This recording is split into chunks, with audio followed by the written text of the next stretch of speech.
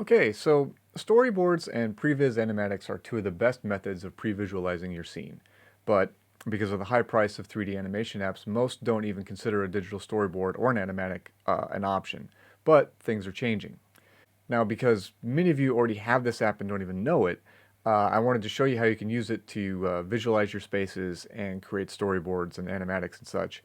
And in the next tutorial, I'll actually go into the specifics of how to build a room based on your scout, how to pose figures in your scene, and then how to experiment with lighting as well. But for now, let's go right here into After Effects, and you can see I have that same scene loaded up. I have that camera angle, and now I can bounce around from some of the different camera angles that I have set up in that scene. Some are good angles, some are not so good. I can render these out as storyboards. I can animate the shot to get a sense for timing, etc. I can take stills of these angles and more, and I'll demonstrate that in the other tutorial. But uh, let me show you kind of what we have here. We have this interface here in effects controls. I can set the camera from, this is the over-the-shoulder shot, this is the master establishing shot, and then of course there's another camera in the angle in there I used as an example of what not to do. This is like, everything's flat and boring. But first of all, let's take a look at Cinema 4D and what it does and how do you get into it from After Effects. So let's say you're opening a fresh After Effects file and you don't have a Cinema 4D file loaded in and you want to create one. The way you access Cinema 4D is you right click here in the project window, select New Cinema 4D File, and that will open up Cinema 4D with a completely blank file that you can create from there. Or if you have one already built, or if you borrow one, if you download one off the internet and you just want to play around with it, you can load that, import that here, import it, and then right click, or I'm sorry, just click, select the file, go to Edit, Edit Original, and then that will take you into Cinema 4D. So here's that same file loaded up. You can see that angle I had here. You can see, if you look really closely, you can see the frame guides here and here, which an easier way to see it is for me to do a screen cap and sort of outline where these lines are. So now you can see that framing, and that matches what we had in After Effects. And then I just took a screen capture of that.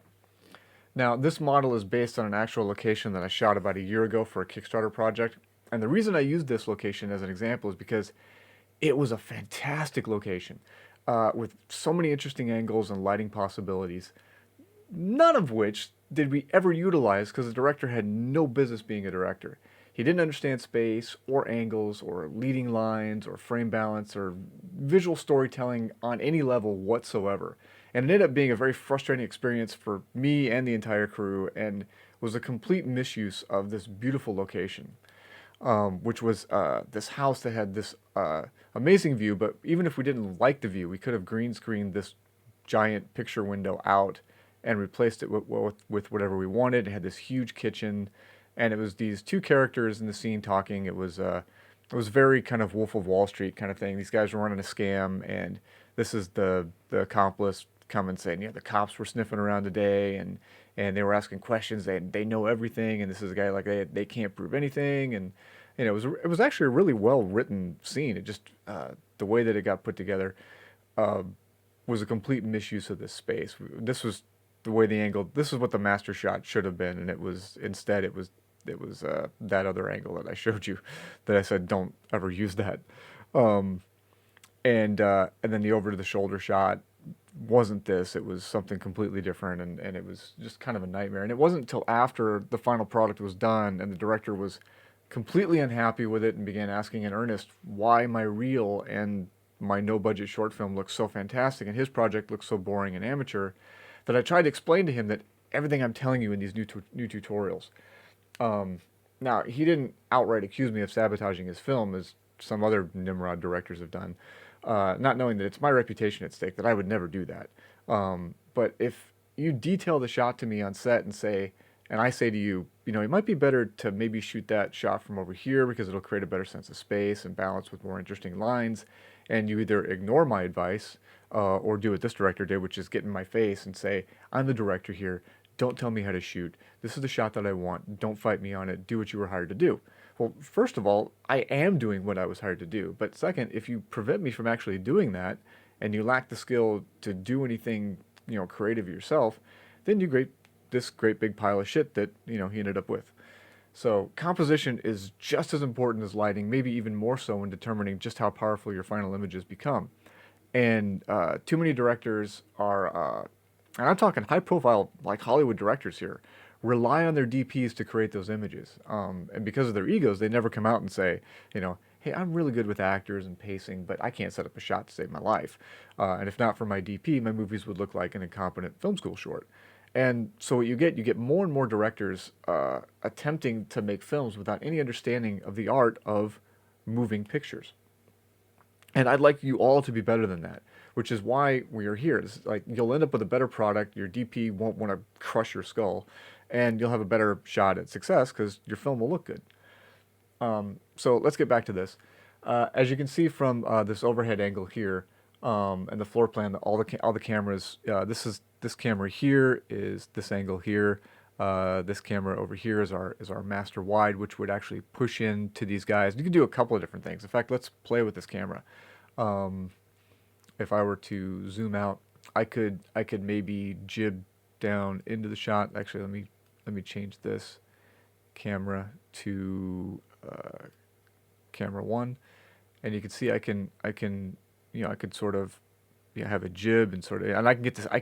The really great thing about this is I can actually see what that shot would look like. So let's say I wanted to start up and jib down into this, or maybe I wanted to start down here like waist level and come up for our establishing, or if I wanted to move the camera, if I wanted to say let's push in on this shot. Now right now it's just following a straight line because I'm not, normally what I would do is I would take, this camera doesn't have a tracker on it, I would take a tracker and plant that tracker like right here between the two, so that when the camera moved, it would zoom in on these guys here. But I'll go into that later in the other tutorial. I also wanted to show you a couple things. So what I can do is, with this camera selected, I can go to Object, and you can see I can change the focal length. I've got a couple of presets in here. I've got a 50 millimeter, 25, super wide, portrait 80 millimeter, 135 telephoto, or you can just type in the value. But the other cool thing is that you can change your sensor size. So that's really great since we have so many different cameras. Although I wouldn't recommend just typing in the actual measurements of your sensor and then using a stock lens, because you really don't know what these lenses are. You don't know if they're cinema lenses. I would assume they are. So what you would want to do is you'd want to use a viewfinder like, say, Artemis, and take pictures of using the sensor you have on your camera and the lenses you're going to be using, and then try to match that up here once you build your scene. And again, I'll explain that all in the next tutorial. The other thing you can do is if you go to the render settings, which is this button up here, you can change your aspect ratio. Right now we're in a Panavision 2.39 to 1 aspect ratio, but you have all these options too. You have standard 4:3, 16:9, 185 to 1, 14:9 widescreen, and then your frame rate. All these options, again, I'll cover this all in the next tutorial, but I just wanted to show you that you have all those options to you. And I wanted to show you the other cool thing is this camera here, which you can do. Let me come up here and select this. I'll just come over here and select it. Camera 2. You can start this shot, and this is where this really comes in handy. Is you can, hey, let's say you wanted to do this really cool reveal shot, and you wanted to start here and maybe come out like this. Well, you can kind of gauge just how much track you'll need. If you can pull it off with a slider, you can figure out how slow or fast you want to make that shot. Like if you want to make it like really slow while they're talking, or if you want to ramp it and like come out and then slow down. So this is pre-visualization. This is for you to get a sense of, hey, what's possible? What can I do with this camera? What can I do with this scene and this setup with the lenses that I've got and the camera that I've got? So now the other thing you can do is there was a shot this guy wanted to do in this film, and he thought, because he'd seen it somewhere, he didn't know anything. He thought he wanted to do a flyover shot of these two guys talking, and he just wanted to start the camera here and push basically a shot kind of like this. Basically starting with this guy and moving like this, and he thought he could do it in that space. And I tried to explain to him in pre-viz or in pre-production that the wide-angle lens, the ceiling's not high enough. That the wide-angle lens would distort this image, and what you would get is, I'm gonna see if I can put a camera in here and show you that you wouldn't get this. That you couldn't pull it off. And he's like, well, people do it all the time. I was like, well, yeah, they're on a sound stage with a no ceiling, and they put the camera up and they use a normal style lens, and then you don't get so much distortion. So then we got on set and we spent all this time, wasted I should say, all this time trying to set this shot up that I knew wouldn't work. And so here's our camera. Let's see if I can raise this up. Okay, so there it just disappeared into the ceiling. So obviously we have to put some track there, and our camera's going to sit about there. And let's rotate it so it points down. 90 degrees.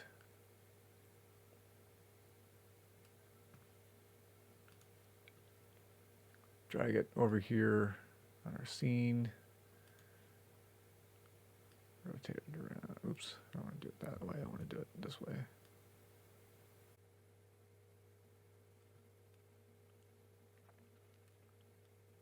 Okay. Just give me a second while I adjust this. Okay, so now there's our camera up there near the ceiling. And let's see if this will actually work. Camera 3. Okay, so we've got the camera set up, and you can kind of see how we don't see how these guys were like right down on top of them, but here now they're bulging out away from the lens, because now we've got the focal length set to 15, which is, we can go even wider, and he wanted to get both of them in the shot. So, well, we didn't have a lens that wide, and you can see, look at how much distortion. So as this camera moves through the shot, look how it just completely warps what you see. Because, and I knew this just because I knew about lenses, and he's like, well, why can't you make this happen? And I'm like, well, I can't change the laws of physics. I said, if you want to, go and recreate this entire location on a soundstage for one shot, of course we can accomplish it, but if he had done previs, and he'd allowed me to walk him through this, I would have shown him, but he was just like, oh no, you'll figure it out, you're great. And I was just like, I can't overcome the physical world to give you what you want. So even, let's see if we back this camera up, see how we would actually have to do this shot. Well, first I got a ceiling in the way, so let me just for now, let me delete the ceiling. So now we got something that's a little closer to the shot that he wanted. So now we're up about, let's see, we were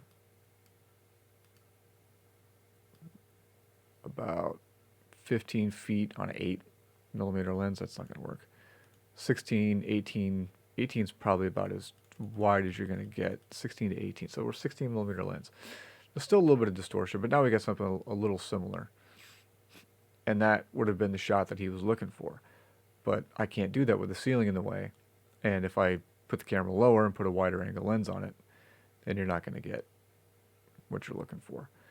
So that's another place that this is really valuable, is so that you don't waste all that time and money trying to get a shot that it's just impossible to get with the limitations that you have in that particular setup. So let me show you how to navigate around in this. You're going to want a 3-button mouse. For those of you who are on a Mac using a 3-button mouse, don't fret. I'm using one right now on my Mac. There's an app called Magic Preferences. This is the icon. You can download it, and it allows you to set up your mouse to do whatever you want. I've got a complete 3-button setup.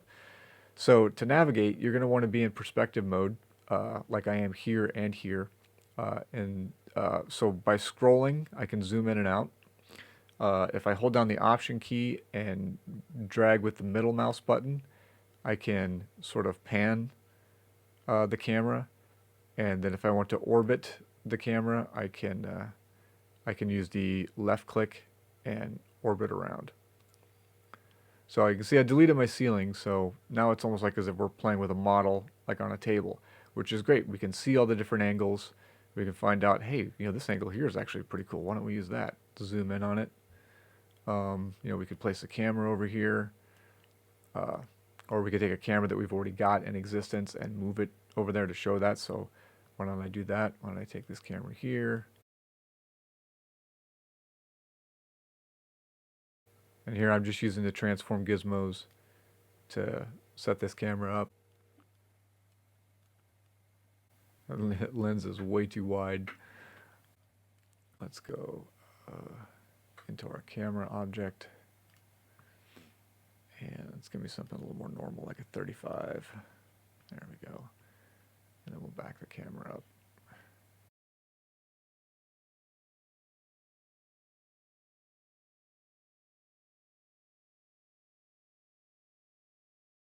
So not entirely ideal. I think I actually want to, oops, back this camera up.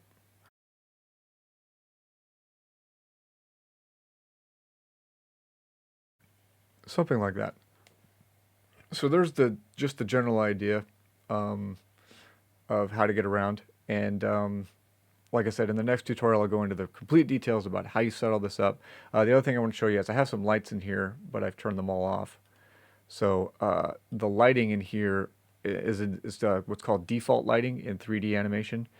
And it's basically a light coming from everywhere. So there's no real shadows. You don't really get a sense for depth. Um, but when you start turning on the lights, like I've got this little overhead light here, just a little, let's go back to our, let's just turn the lights on and off on this. So I've got like a fluorescent light up and off to their right, off camera. It's now providing some light in the scene. I threw some lights underneath the cabinets that are washing out into the scene. Put a light outside to simulate sunlight, and then another one to light up the outdoors. And then I can save this. Let me go ahead and save it. Increment and save. And then I'm going to take my floor and I'm going to copy it by control dragging, or command dragging, I should say, and putting that up there so we have a ceiling again. And then saving. And going back into After Effects. And so now I can update this. I can bring that new one in.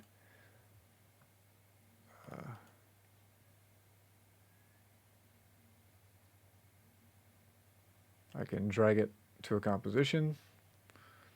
And you see there was that weird angle that we came up with. I want to change the rendering to final. And then I want to go and select which camera to use. So let's go and select camera 2. And there it is. Now it's updated and you can see how it kind of looks with lighting. And if you want to compare it to the default lighting, you can see that's very flat and uninteresting. And like I said, I didn't spend a lot of time on this lighting. I just got a rim light and a key light, and it's not meant to sort of show me what I want to do lighting wise. This was just sort of for framing and to kind of show you how the program works. But that's generally it. It's a very powerful tool. If you have Adobe After Effects CC 2014 or later, it's free. You just download it. It comes with the program. It comes with After Effects. It's not hard to use. There's a little bit of a learning curve, but I'll try to teach as much as I can. And of course, there's other tutorials online from other people that you can learn from. And to go back to that experience, I almost want to use that as an experience. Like I said, with that director, if I had it to do over again, even though the money was really good, I think I would have turned the project down, only because I talked to a more experienced cinematographer friend of mine, and I told him what happened. And I said, "Has that ever happened to you?" And he says, "Yeah, every DP that he knows, up, to even the guys that we look up to and respect, has a story like that where they've worked with a director who really had no business being a director and had no idea what they were doing." And the only fortunate thing that came out of it is it wasn't just me that he was ignoring. It was he hired some big name like costume designers and production designers, and had a producer friend who, works at one of the studios. A lot of people working on this project, and some of us would go out to dinner after the shoot was over, and we're just incredulous. We're just looking at each other like, I've never worked with a director that doesn't. He hired me obviously for, you know, my skill, and hired everyone else for their skill, but didn't listen to any of our input whatsoever. And normally, the reason I kind of got a sense that this guy was going to be like that, but normally what happens is you get on set, and let's say let's go back to Cinema 4D. Let's say he's got this shot set up. Let's go. Let's just use this camera here. And he's got something. Eventually, what we had to do is we had to space the actors out. We had to grab this actor and move him, way over here to get the shot that he wanted, because everything that he shot was just completely dead on. There were no angles. There were no camera angles. Essentially, it was just everything was perpendicular or parallel, and it was just not the way you want to shoot something. But normally, what will happen is, a director like that will have a very specific idea of what he wants, and he'll set the shot up and he'll put the camera where he wants it, and then you pull the image up on the monitor and he'll look at it and say, "Oh, wow, it's just not working," and then you can kind of give your input at that point and say, "Well, what if we tried this or that?" And obviously with my experience as a DP, you kind of know what's going to work. And on almost every other experience I've had with a director who wasn't very good at setting up shots, is you would say, okay, what if we try this? And about after the fourth shot of doing that, of him saying, I want it just like this, and then it doesn't work, and you make some suggestions, or you move the camera a little bit, or you adjust the lighting a little bit, and they start to trust you. But this never happened. This guy was like, apparently, he actually literally said to you, because it's my job to choose the camera angles. I'm the director. And he's right. That is his job, to choose the camera angles. But if you don't know what you're doing, um, then you should probably rely on somebody who actually does. But yeah, if I had it to do over again, I definitely wouldn't have taken that job. Um, uh, so that's a lesson that you learn. You just have to gauge that. Sometimes it's better to just walk away than to have someone out there running around saying, either claiming that you're incompetent, or that you sabotage the shoot for whatever reason. This guy obviously thought of himself as the next Martin Scorsese, and wanted to kickstart this, high budget Scorsese-esque film that he had written, but probably should have hired a director that knew what he was doing to direct it, because he did not. And it's just one of the perils that we have in this industry. So that's it for this tutorial. Like I said, in the next one, I'll show you the specifics about how to work inside Cinema 4D, and how to create your own storyboards. And until next time, have fun.